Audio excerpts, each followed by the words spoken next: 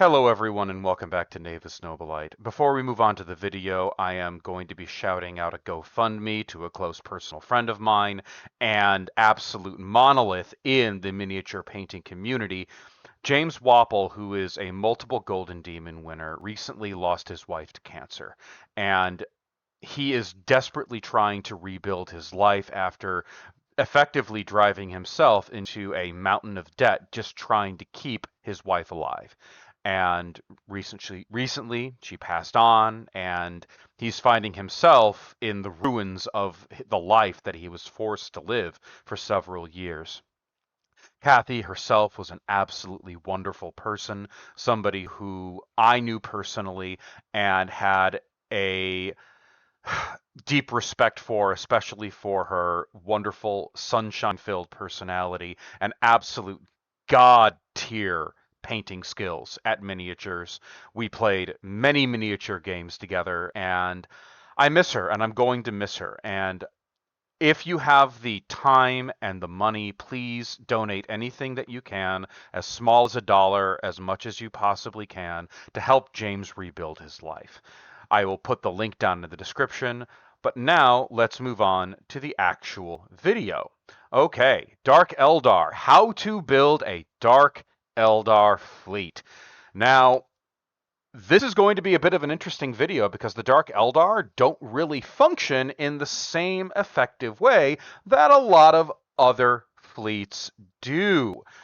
Now, for those of you who have potentially played a lot of the uh, scenario battles, the Dark Eldar really lend themselves very well to any raid scenario. However, they lend themselves horribly to actual fleet engagement and full-scale battle scenarios. This is because Dark Eldar ships are particularly fast. They're actually a little more durable than their Eldar compatriots, but they are heavily specialized in the sense that you have to effectively buy a the hull of a ship, and then equip it appropriately for what you intend to do with it.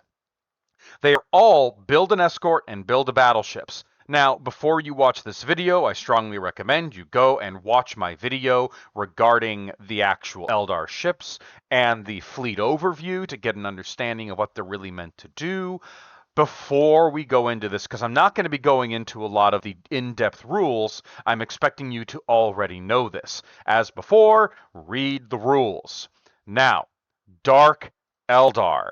That is a difficult thing to go into because they are so varied and you have so many choices. You have to consider, well, what the heck am I going to be building this fleet for? Am I playing a one-off game? Am I playing a campaign? All of these things really matter because you have to basically build not a giant hammer to use against your enemy. You have to build a series of scalpels in order to appropriately complete the mission that you're trying to complete.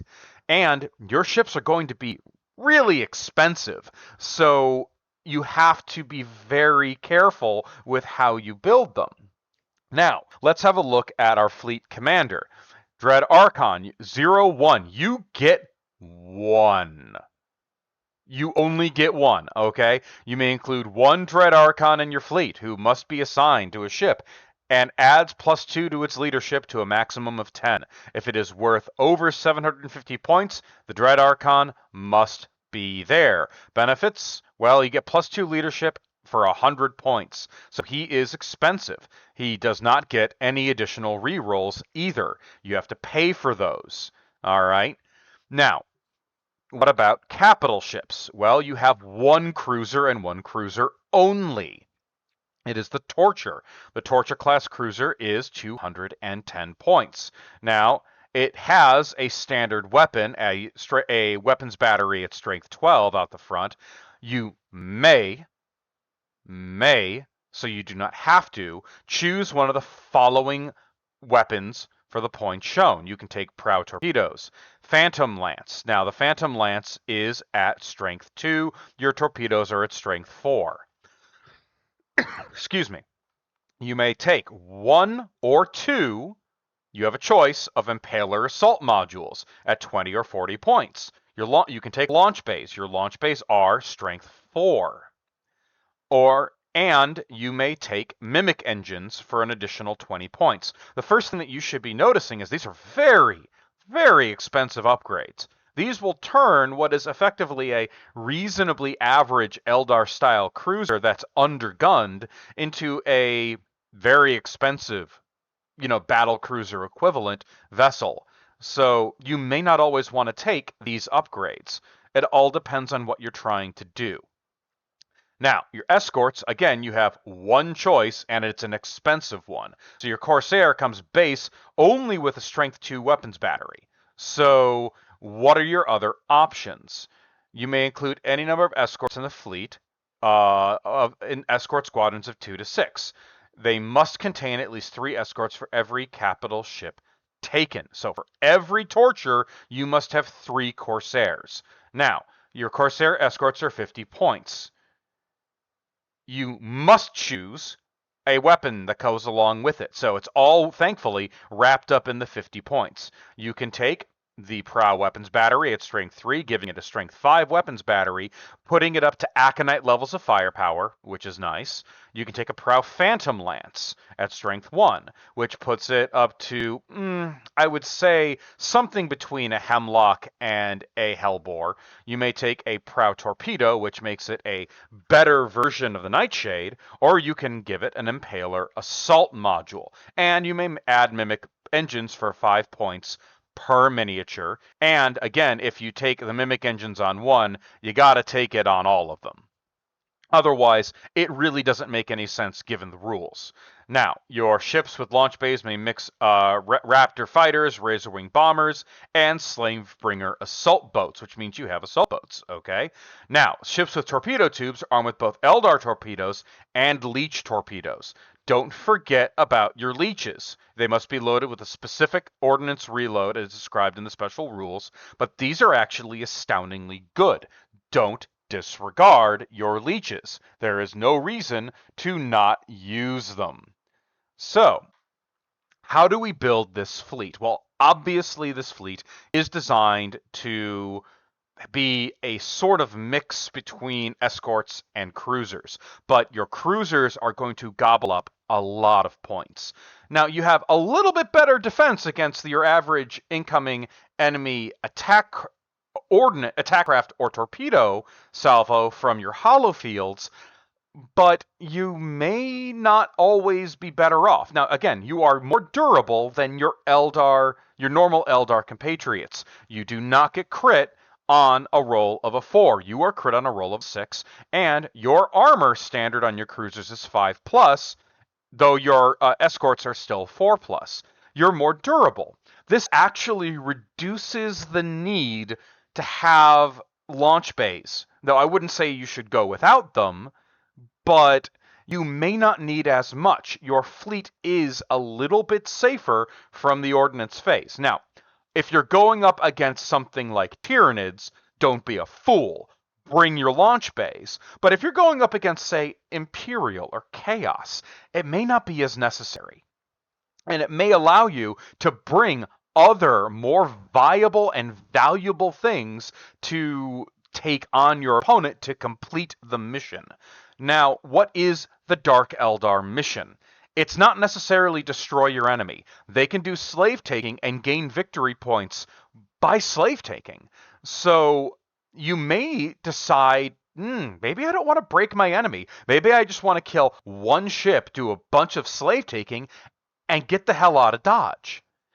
So this is a very difficult fleet tutorial because you could make it in so many ways. So the first thing that I'm going to do is I am going to make a, let me get the calculator up here. The first thing that I'm going to be doing is I'm going to be making a pretty bog standard. I'm going to make a Dark Eldar fleet for fighting in a generalized match. Say that I don't have the need to get in and get out quick. Let's make a actual battle. An actual battle fleet for the Dark Eldar. Now, obviously I am making this fleet not in tune with what the Dark Eldar are meant to do. They are meant to go in, do a lot of damage, and then leave. They are not meant to stick around. Because, quite frankly, without that extra move in the ordnance phase that the other Eldar ships have, I can't escape as easily. Which means there will be rounds of fire that I'm going to have to take in the face, and I'm not going to be able to get away from. So bear in mind, I am not optimizing the Dark Eldar for a hit and run, not the official hit and run rule, but the hit and run tactic. I am making a Dark Eldar fleet to go up into something akin to a cruiser clash, which I will have to go and deal with at some point anyway, if I'm in a campaign. Cruiser clashes are a thing. Okay, first things first, I'm going to do this at 1500 points. So obviously I have to take my Dread Archon. So 100 points right off the bat. Now, the Dread Archon does not have to be on a Torture class cruiser. He can be on an escort. It just says assigned to a ship. All right? The nomenclature as written in those rules is very important. I can throw him on an escort. I want him not to die. Okay, because he is expensive, so I will be putting him on a Torture class cruiser. Now, the Torture being where all of the heavy stuff comes from, it's a really hard choice between what I'm going to have him do. Do I want him to stay back and launch? Do I want him to go in and kill? Do I want him to have impalers? It's a tough choice. Because I have the guaranteed good leadership, though, I'm going to give him launch base. So that's an additional 40 points. We are now at 250 points. Now, I have to take at least 3 escorts for taking that cruiser. Now, again, I'm the kind of person that if I'm going to take escorts, I'm going to make absolutely damn sure that I'm taking a lot of them, because that's how your squadrons stay alive long term in a battle. So 6 Corsairs, that's 300 points. So plus 300, that's expensive. I'm going to give them Dark Lances. Now, why? Because Dark Lances are better than Pulsar Lances on average. The ability to do 2 damage on a roll of a 5 or a 6 is overall better than re-rolling the 4. So right then and there, I have an anti-capital, well, an anti-everything escort squadron. They are insanely fast. They're decently durable. So I'm doing what I need to do. Okay? They're doing their job. Now, I have 950 points left to play around with. I still need a little bit more flexibility, and I still need a little bit more staying power. So I am going to take another Torture. So for 210 points. Now, what am I going to give it? In this scenario, in this particular situation, because I am going to be dealing with a longer term battle, there's really only a couple of choices that are viable in this scenario. That is, I go with launch base again and start cleaning up in the ordnance phase. I could take Prow Torpedoes. Eldar, now these are not as good a choice. They're only strength 4. And if I'm going to take torpedoes as an option, I probably should be putting them onto my Corsairs. So let's rule out torpedoes. Phantom Lance, I only get 2 on my Torture. Again, more efficient to take them on my escorts, and I already have a squad of 6 of them. So let's rule out that Phantom Lance. Impaler Assault Module, definitely viable. Impalers are always good, because if you read the rules for them, they cause an automatic critical hit. Now, they have a weakness. If they shoot them down, they can never be reloaded. It's unlikely. They need a 6 hit. So let's consider the 2 Impalers as a viable option, and the launch base as a viable option in this scenario. If that's the case, I am going to play it a little bit safe in this regard, and I'm going to take the other launch base. So plus 40. I'm at 800 points. Okay? Obviously, I need more Corsairs. So plus 300. Okay, now these Corsairs are all going to be Impalers. That is a squadron of Impaler assault modules. Yes, obviously I am not being nice to my opponent. I have a team of destroying the enemy, and I have a team of disabling the enemy in really horrible ways. The opportunity to deal 6 critical hits to a cruiser vessel or bigger is incredibly powerful. Now, I have a couple of other choices here. I am at the 400 points mark. I could add another 300 points of escorts, okay? Or I could add a cruiser and a smaller number of escorts. I am actually, in this particular scenario, going to add 6 more Corsairs. And these are going to have weapons batteries. This will, if I'm dealing with Eldar, clean up on aisle 3 when it comes to any kind of other Eldar, because my escorts are vastly more reliable than theirs. The ability to move 50 centimeters, or 40 centimeters, I'm sorry, is simply put better than dealing with fucking around with the sun. Okay? So, I now have weapons batteries, impalers, and dark lances. I have my Dread Archon. I have 2 torture cruisers with launch capacity. That gives me the ability to clean up in the ordnance phase, and that it gives me the ability to clean up in the shooting phase. Now, I could replace those weapons batteries with torpedoes. That's up to you. Points cost is the same. All right. Now, I have 100 points left. I have a lot of choices as to how to use that 100 points. I could give both of my torture cruisers mimic engines, which means the enemy can't shoot me until later in the game. Not always that useful, because if you start most battles that are pitch battles, I'm already starting really far away and they really can't shoot me with anything that causes me pain. But still could be useful depending on the scenario. In this particular scenario, though, because I have a lot of ships that require reloading, I'm going to take my 3 rerolls option for my Dread Archon. That puts me at exactly 1,500 points. That is a nice, solid, very, very dangerous, very fast-moving Dark Eldar fleet. I can move in, I can do a lot of damage, I can disable a lot of ships, and effectively be able to move in, move out, and get on my way. I will be able to break a lot of my enemies' toys with this fleet, and it is swarming with Corsairs. Now, obviously, this is a very points-heavy list. You're going to find that you're going to be outnumbered in certain regards, but you're not going to be outgunned. Plain and simple. You're not going to be outgunned. But again, perfect 1,500 point list. Now, let's try a different list. Let's say I am trying to be surgical. Say I'm playing a campaign, which means I'm not going to be playing pitch battles. I'm going to be doing raids, and raids are where the Dark Eldar clean house. Okay? So I have to build a 1,500 point list, which means I will not have to pay for the Dread Archon. This is a campaign 1,500 point list. I don't have to pay for the Dread Archon because I am technically the Dread Archon. You get him for free in campaigns. One of the rare benefits of playing a campaign. So, I need 1,500 points of ships, and ships alone. Okay. Obviously, I'm going to be having probably a lot more escorts than I am going to have cruisers. I will purchase a Torture class cruiser, okay? So that's 210 points. In this particular scenario, however, I will not be taking launch base. I'm taking Impaler assault modules, specifically, okay? So that's plus 40 points. Now, why am I taking these Impalers?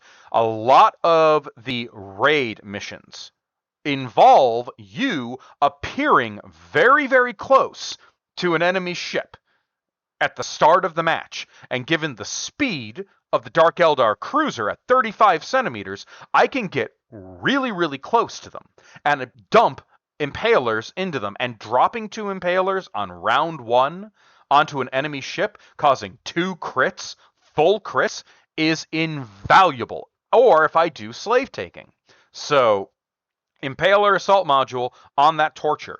250 points. Obviously, I have to take escorts. Now, I'm going to take a squadron of escorts. I'm going to take a full squadron of 6. This is your only opportunity in a campaign, by the way, to take a full squadron of 6. Only at the beginning can you buy those squadrons. So 300 points right there. These will be torpedo escorts, okay? Now, why torpedo? Same exact reason as taking the Impaler module on the Torture. I'm going to be getting close to my enemy really easy, and I'll be able to dump right into their face 12 Eldar torpedoes. If I want a ship dead, it's staying dead if I'm dumping 12 Eldar torpedoes into their face.